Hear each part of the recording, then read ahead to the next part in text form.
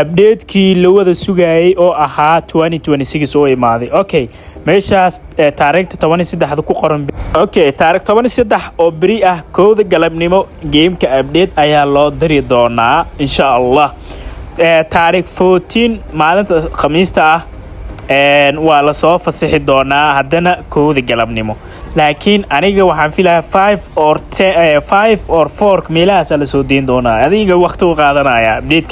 update weyn waaye update-kii 2026 ku soo dhacay. Okay, intaas waxa waaye faahfaahin update-ka ku saabsan waaye. Muhiimadu waxay tahay aan dhalinyarta video-gan u soo duubay fadlan u share garay saaxiibkaaga ka qarsan video-gan wax badan buu ka faa'iidi doonaa. Adiga waan ku faa'iideeyay saaxiibkaaga la wadaag saaxiib. Okay,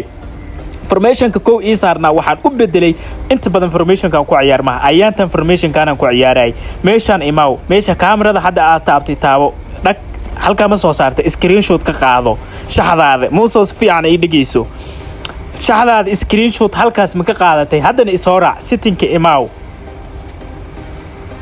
haga waxaan leedima sheegay dhamaantiin meesha hadda aad tagay waa wada taqaaneen meesha ma imaatay screenshot ka qaado haddana check screenshot ma ka qaadatay haddana isoo raac update weyn baa dhici rabo update weyn ayaa dhici rabo waxaaga save garayso muuso ebmiya.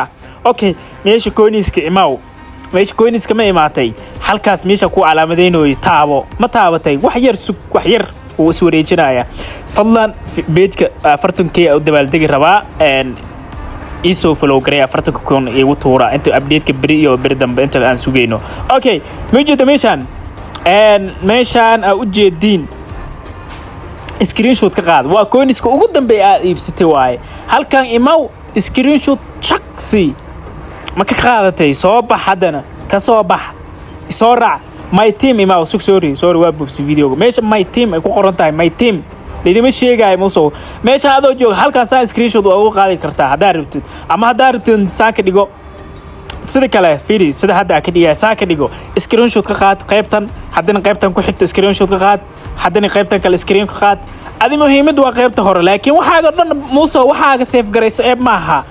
update weyn baa dhici doono waxaan oo inta oo billion intaas oo billion ba football ciyaarto shaqadooda la update gareynooya waa dareemi kartaa waxaaga save garayso meesha managerada imaaw waxa dhan managerada dhan hadan screenshot ka qaado